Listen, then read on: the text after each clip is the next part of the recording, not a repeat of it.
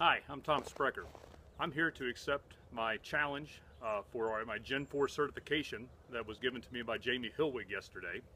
I'm joining you today from the backyard of the palatial Sprecher estate on the coldest record-breaking day of the year. In fact, it was minus 9 degrees this morning.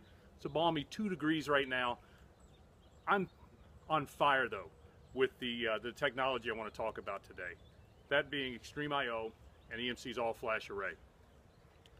#1 selling all-flash array in the industry, market share leader, growing at an incredible pace, positioned to continue that growth based on our architecture and where we stand. Let me back up a little bit and talk about an article that Wikibon put out late last year that really talked about the 4 phases of the all-flash array and where we are today. Gen 1 through Gen 4, if you will. First generation that they talk about was really when solid-state technology was introduced to the industry. EMC is very familiar with that, with what we did with our VNX and our VMAX.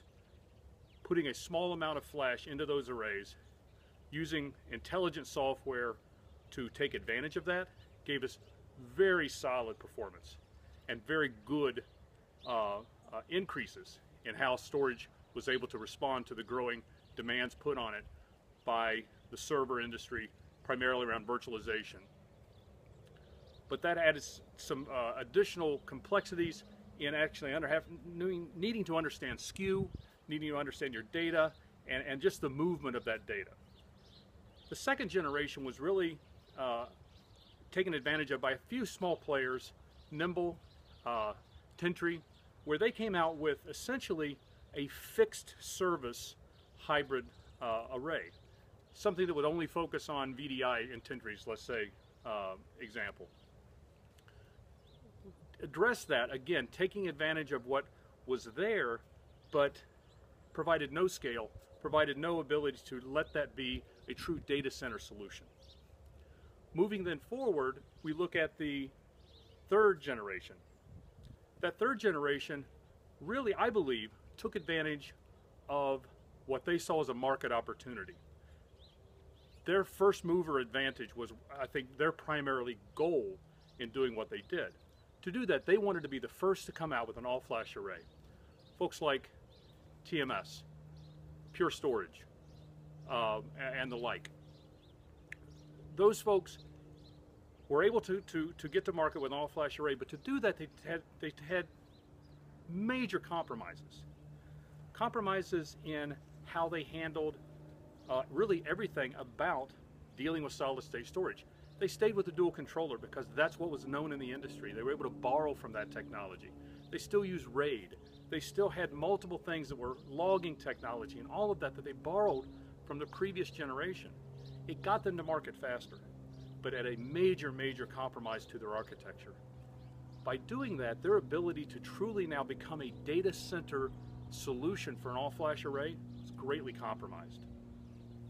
In fact, to start to provide some of the data services, they actually had to affect the performance of their arrays to do that.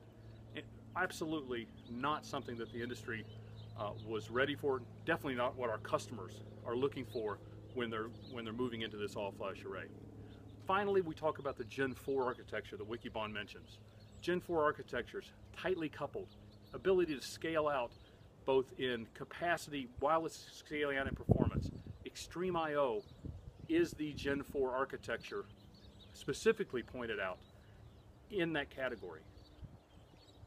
Our ability to grow today up to 12 controllers active, our ability soon to have 16, with our new generation of hardware that's coming here later this year in 2015, able to get to a petabyte of storage in a cluster. Uncompromised with performance, uncompromised around those data services, and able to truly address the industry and what our customers are requiring when looking at an all-flash data center. Extreme I/O, absolutely a Gen 4 architecture set to continue its growth while others are trying to figure out how they can move to that level. I thank you for your time this morning. I do want to throw out pass my challenge on to the local SE management here in the Ohio Valley. Mike Byrne, mid-market SE manager, Rick Burgess, SE manager for Ohio and Western PA, and Kenny Burris, SE manager for Indiana and Michigan. I throw that challenge to you. Get your Gen4 certification. Look forward to your responses. Thank you.